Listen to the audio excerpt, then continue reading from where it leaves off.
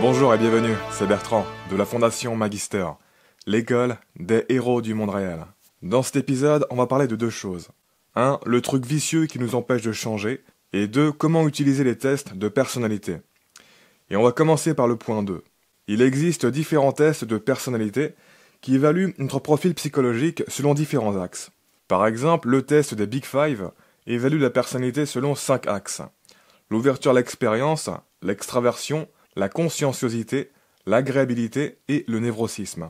Sur ces 5 axes, on peut être soit faible, soit fort. Le test MBTI, quant à lui, évalue la personnalité selon 4 axes. Orientation de l'énergie, extraversion, introversion, recueil d'informations, sensation, intuition, prise de décision, pensée, sentiment, mode d'action, jugement, perception. La plupart des gens utilisent ce genre de test pour savoir où ils se situent et pour se mettre dans une case. Ils se disent « Ah tiens, je suis comme ça. C'est ça ma case dans la vie. Ok, cool. » En gros, ils prennent ça comme un genre de permis officiel pour rester dans cette case. Alors que ce n'est pas du tout ça l'intérêt principal de ce genre d'outil. Certes, c'est bien de se situer et d'être objectivement conscient de soi. Mais il faut pas s'arrêter là. L'intérêt de ce genre d'outil, c'est d'identifier nos déséquilibres pour savoir ce qu'on doit travailler. C'est très bien d'avoir des forces, mais être incapable d'utiliser son cerveau dans certains modes et laisser des faiblesses à un niveau critique, ça non, il faut pas. Par exemple, si tu es trop introverti, ça veut dire qu'il faut que tu apprennes à développer ton extraversion. Garder des déséquilibres va toujours te jouer des mauvais tours sur la durée. Et encore une fois, ça veut pas dire qu'il faut devenir super bon en tout. Non, juste avoir un niveau de compétence correct en tout. Si vous voulez, c'est un peu comme si un mec qui s'est mis à la musculation se rendait compte qu'il avait un point faible niveau muscle. Par exemple des petites jambes, ou des petits bras, ou des petits pectoraux. S'il est intelligent, il va chercher à comprendre comment cibler et travailler ses points faibles. Et donc, implicitement, il va chercher à comprendre pourquoi il a ces points faibles-là. Parce que souvent, quand on a des points faibles, qu'est-ce que ça veut dire? Ça veut dire qu'on a des points forts qui surcompensent nos points faibles et qui les empêchent de s'exprimer et de travailler. Ça veut dire que nos points forts font tout le travail et qui laissent pas les points faibles s'exprimer. Par exemple, les épaules et les triceps qui peuvent faire tout le travail des pectoraux et les empêcher de se développer. C'est assez classique. Et donc il faut consciemment mettre les points forts en retrait pour permettre aux points faibles d'avoir de la place. Bref, ça c'était pour comment utiliser les tests de personnalité. Ensuite, on en vient à ce truc vicieux qui nous empêche de changer et qui est lié au piège des tests de personnalité. Ce truc vicieux, il s'explique à travers la théorie du rôle. Progressivement, on s'est créé un rôle, une vision de qui on pense qu'on est. Et cette vision cadre notre attitude et nos comportements. Plus ou moins consciemment, on se conforme à cette vision, on reste cohérent avec. Mais la théorie du rôle ne concerne pas que nous-mêmes. Non, elle concerne avant tout les autres. On a développé des attentes à propos de comment votent les gens que l'on connaît, de quels comportements ils peuvent avoir, etc. C'est-à-dire qu'assez rapidement, vis-à-vis de nos premières impressions, on va cataloguer les gens comme étant ceci ou cela. On va les mettre dans des cases, et on va s'attendre à ce qu'ils restent dans leurs cases. Et le truc vicieux, c'est que comme intuitivement, étant donné nos capacités empathiques, on sait que les gens ont des attentes par rapport à nous, eh bien, on va se conformer à leurs attentes. Donc non seulement on se conforme à nos propres attentes, à nos propres modèles, mais en plus on se conforme aux attentes et aux modèles des autres. Par exemple, quand dans un groupe les gens commencent à te voir comme un rôle, disons le rôle de la personne confiante et extravertie, eh bien, tu vas faire en sorte de garder ce rôle. On va rester dans la case dans laquelle on pense que les gens pensent qu'on est. Je répète parce que c'est compliqué, on va rester dans la case dans laquelle on pense que les gens pensent qu'on est. On va se synchroniser avec leurs attentes de nous et rester cohérent avec. Et ça sera très naturel, parce que quand les gens nous parlent et interagissent avec nous, quand ils nous regardent, ils sont constamment en train de diffuser et signaler leurs attentes à propos de qui ils pensent qu'on est. Et notre cerveau capte ces signaux et s'adapte en conséquence. Ça fait partie des dynamiques qu'on a vues dans le premier épisode de cette série sur les boucles de feedback. Et c'est en partie pour ça que selon avec qui vous êtes, vous allez vous conformer différemment. Vous n'allez pas être la même personne. Vous allez revêtir un autre costume psychologique si vous voulez. Parce que vous savez que toutes les personnes n'ont pas la même vision de vous, n'ont pas les mêmes attentes à propos de vous, et que c'est évident dans leur façon d'être et de communiquer avec vous. Vous savez que vos parents vous voient d'une certaine manière, qui n'est pas la même que vos amis, qui n'est pas la même que vos collègues, qui n'est pas la même que votre partenaire, etc., etc. Ce groupe-là vous voit comme telle personne, cet autre groupe comme telle autre personne, etc. Et ce sont leurs attentes qui agissent comme une sorte d'encre pour déterminer avec quel rôle on entre en scène, comment on s'habille psychologiquement, quel costume on met à notre personnalité, quelle personne on incarne, etc. Implicitement, on se dit, ces gens me voient comme ça, donc il faut que je reste comme ça quand je suis avec eux. Ça crée des sortes de barrières invisibles qui nous maintiennent en place dans notre case. Et bien sûr, si on généralise, il y a des tendances qu'on va retrouver dans tous les contextes, dans tous les rôles que notre expérience nous renvoie, et donc qui vont être d'autant plus difficiles à changer pour nous. Parce que tous les contextes vont nous renvoyer à ce rôle, à cette case. Et ce n'est pas évident de faire sauter les barrières invisibles de ce genre de case. Ce qui est pourquoi la plupart des gens restent pareils toute leur vie, jusqu'à la mort. Peut-être qu'il y aura une partie de vous qui voudra changer et sortir de cette case, mais ça va vous préoccuper. Vous allez vous dire, qu'est-ce que vont penser les gens si je change? Vous allez avoir peur de casser les attentes des autres. Vous allez avoir peur d'avoir l'air bizarre quand vous sortez de votre case. Vous allez ressentir du malaise. Vous allez avoir honte. Vous avez peur que certaines personnes qui connaissent votre passé vous disent « Qui es-tu? Arrête de te prendre pour ce que tu n'es pas. Pourquoi tu fais ça? T'es bizarre. Redeviens comme tu étais avant. Je te reconnais pas. » Etc. etc. Autrement dit, vous allez redouter la désapprobation des autres, parce qu'on est des êtres sociaux et que c'est important pour notre cerveau d'avoir l'approbation de notre groupe social. Et donc, vous allez maintenir l'image que vous avez commencé à montrer. Par exemple, il se peut que vous soyez chez vous tout seul, en train de délirer à voix haute, en train de chanter n'importe quoi, puis, soudainement, quelqu'un qui habite chez vous rentre. Et dès que vous réalisez que vous n'êtes plus tout seul, vous vous taisez directement. Vous coupez cette expression désinhibée. Parce que vous ne voulez pas casser l'image que cette personne a de vous. En fait, on est toujours inconsciemment en train de manager notre image par rapport aux conséquences sociales. Si on place temporairement quelqu'un dans une réalité virtuelle qui reproduit à l'exact le monde réel, ou même plus simplement dans une ville réelle dans laquelle il ne reviendra jamais, tout de suite ce sera plus facile de jouer un nouveau rôle. Parce qu'il y aura l'assurance que ce changement n'aura aucune conséquence. Le changement est rapide, c'est le chemin qui mène à l'acceptation du changement qui est souvent long. Mais vraiment, notre cerveau a le potentiel de s'adapter hyper rapidement quand on lâche prise sur la résistance au changement. Encore une fois, imaginez si vous étiez dans une simulation et que rien ne comptait. Vous n'hésiteriez pas une seule seconde à changer ce que vous voulez de votre avatar.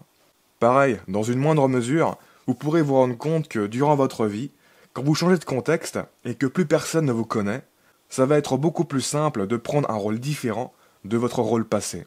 Personnellement, ça m'est arrivé à un moment donné durant mes études. Je suis arrivé dans une nouvelle ville, personne ne me connaissait, j'ai bien réussi le début d'année, et du coup, tout le monde m'a catalogué comme un mec sérieux et intelligent. Alors que les années d'avant, j'étais complètement à la ramasse, vous n'avez même pas idée. Mais dans ce nouveau contexte, tout le monde croyait que c'était normal pour moi d'avoir des bonnes notes et de réussir. Comme si ça avait toujours été naturel. J'étais le gros poisson d'un petit aquarium. Et ça a débloqué beaucoup de choses en moi.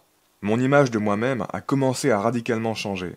Les autres étaient tellement convaincus que j'étais une sorte de boss que quelque part, je n'avais pas envie de leur donner tort. Et ça m'a aidé à travailler pour maintenir cette image et devenir à ma place dans ce rôle. Je suis entré dans une boucle de feedback positive. Je me suis mis à attendre de moi de réussir. J'ai développé des résultats qui ont renforcé ces attentes. J'ai développé une réputation avec moi-même. C'est pour ça que c'est super important de devenir bon, ne serait-ce que pendant quelques instants, dans différents rôles durant sa vie. D'atteindre une fois une grande hauteur dans un rôle. Car il suffit d'atteindre une hauteur une seule fois pour changer nos attentes, pour en faire un standard de ce qu'on peut attendre de nous dans le futur, pour se dire qu'on peut être à cette place, qu'on peut avoir ce rôle, que ce rôle ne soit plus étranger pour nous, mais un rôle que l'on a dans notre ceinture à outils. Depuis que ça m'est arrivé, et que j'ai pris du recul là-dessus, j'arrive à percevoir ce schéma très souvent. Par exemple, dans l'industrie des jeux vidéo, quand un studio relativement peu connu sort un jeu qui est reconnu, tu vois que dans les années à venir, ils assument un nouveau rôle. Leur façon de produire change, leur attention aux détails change, etc. Parce qu'ils se disent dans leur tête, maintenant on fait partie des grands. Il faut être digne de ce qu'on a fait dans le passé et de l'image que les gens ont de nous, et ne pas se contenter de produire des trucs potables. Ils énactent leur comportement et leur attitude à partir de cette image de studio de qualité qu'ils ont d'eux-mêmes. Ils sont propulsés par leur propre image à donner le meilleur d'eux-mêmes. Et encore une fois, c'est pour ça que les tests de personnalité peuvent être toxiques et nous emprisonner si mal utilisé. Parce qu'on a cette tendance à se conformer et rester cohérent vis-à-vis de nos attentes, vis-à-vis de nos modèles de qui on pense qu'on est, vis-à-vis de ce que le monde nous renvoie de nous-mêmes. Et là, avec le test de personnalité, le monde nous renvoie un permis officiel de se conformer. Si on prend le résultat du test de personnalité comme notre case, si on accepte et s'approprie le modèle renvoyé, eh bien, cela va créer de la proximité et de l'identification positive avec les points forts du résultat. Et inversement, cela va créer de la distance et de la non-identification positive avec les points faibles. Et tout ça va justifier et rationaliser notre inconfort avec les comportements et les attitudes associés aux points faibles mentionnés sur ce modèle que l'on s'est approprié. Et donc nous fermer à l'expérimentation de ces comportements et ces attitudes. On ne se visualisera pas passer du temps à exprimer les attitudes et les comportements associés à ces points faibles plutôt qu'à exprimer les attitudes et les comportements de nos points forts. Ça ne semblera pas congruent. Et donc ça conditionnera le développement de nos envies et plus généralement de nos projections. Les modèles ne sont pas juste des cartes de ce qui est, ce sont des prophéties autoréalisatrices de ce qui sera. Si on cimente nos modèles d'une certaine manière, cela va cimenter nos tendances futures. Enfin, pour terminer cet épisode, je voudrais faire le parallèle avec ce que je vous disais dans l'épisode 49, parce qu'on est en plein dedans. Dans cet épisode, je vous disais que nous sommes des projets qui se vivent subjectivement. On existe comme on existe dans le présent, parce que notre esprit prédit et projette qu'on doit exister comme ça. Autrement dit, la manifestation de notre existence et de la réalité dans laquelle on vit dans le présent est un phénomène autoprédictif basé essentiellement sur des informations prédéfinies. On anticipe passivement et activement ce qu'on va être et ce qu'on va vivre avant d'être ce qu'on va être et de vivre ce qu'on va vivre.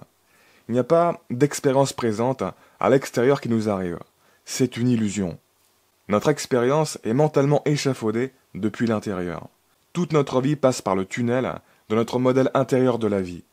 Un modèle qui est virtuel et simplifié et qui est confondu avec la réalité extérieure. C'est-à-dire que chaque instant présent de votre vie dépend d'une prédiction hyper complexe ayant la forme de votre expérience présente. Une prédiction hyper complexe basée sur toutes les informations, tous les modèles que vous avez construits dans votre tête à propos de votre existence dans ce monde, à propos de ce que vous êtes supposé être et supposé vivre maintenant. La façon dont vous vous voyez en tant qu'être humain particulier, qui pense et qui agit dans un monde, vous prédisez et manifestez la suite de cette histoire en temps réel. Et à chaque instant, il n'y a qu'une toute petite part des informations sur lesquelles les prédictions de votre existence se fondent qui changent. L'échafaudage mental ne se met pas à jour en permanence, encore moins automatiquement. Il a fallu toutes les premières années de votre vie pour en construire les bases.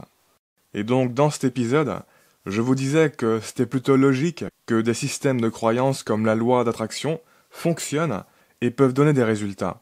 Ça fonctionne parce qu'en pratiquant consciemment ce système, on modifie activement notre échafaudage mental, indépendamment de notre expérience passée et présente, et en amont de notre expérience future. Autrement dit, quand on pratique consciemment la loi d'attraction, on arrête de se faire absorber par notre situation présente. On arrête de modéliser notre réalité intérieure comme étant le reflet de notre réalité extérieure. On passe son esprit en mode visionnaire optimiste. Au cœur du modèle de la loi d'attraction, finalement, on retrouve l'intentionnalité, l'affirmation, l'imagerie et la visualisation mentale, qui sont des moyens permettant de définir et de clarifier proactivement des informations dans notre esprit. Des informations qui, sans cela, ne seraient pas claires du tout en fait, et donc qui ne pourraient pas avoir d'impact sur la dynamique réactive de la vie. Parce que si on ne prend pas le temps de bien définir clairement à l'avance ce qu'on veut dans la vie, ça se fait pas tout seul. Et toute notre vie s'enchaîne en suivant les biais et la dynamique inconsciente. Comme dit la fameuse citation de Carl Jung, tant que tu ne rends pas l'inconscient conscient, il va continuer de diriger ta vie, et tu vas appeler ça le destin. Et donc forcément, le fait d'écrire clairement à l'avance, dans son esprit, l'histoire et le rôle que l'on veut manifester, ça va énormément conditionner l'organisation de notre système de prédiction de la réalité. Et donc ça va énormément conditionner notre perception et notre existence même. Ça va faire en sorte que la production de prédictions aille dans le bon sens et non dans le mauvais. Et encore une fois, si vous y réfléchissez, toute cette dynamique de la théorie du rôle, elle découle de ça. De toutes ces attentes et ces modèles qu'on a développés à propos de ce qu'on pense de nous et à propos de ce que les autres pensent de nous, et qui sont inconsciemment en activité. Et donc, pratiquer un système de croyance comme la loi d'attraction contribue à ne pas subir passivement le destin que nous dicte cette dynamique. Bref, sur ce, voilà qui close cet épisode. Comme d'habitude, je vous invite à vous abonner si ce n'est pas déjà fait, à partager cette vidéo et laisser un pouce bleu si vous l'avez apprécié, ça m'aide pour la visibilité, et je vous invite également à rejoindre le Discord de la Fondation Magister pour prendre part à des discussions sur les différents aspects du développement. Le lien est dans la description de la vidéo. Quoi qu'il en soit, je vous remercie de m'avoir écouté jusqu'au bout, et je vous dis à très bientôt pour la prochaine vidéo. Ciao.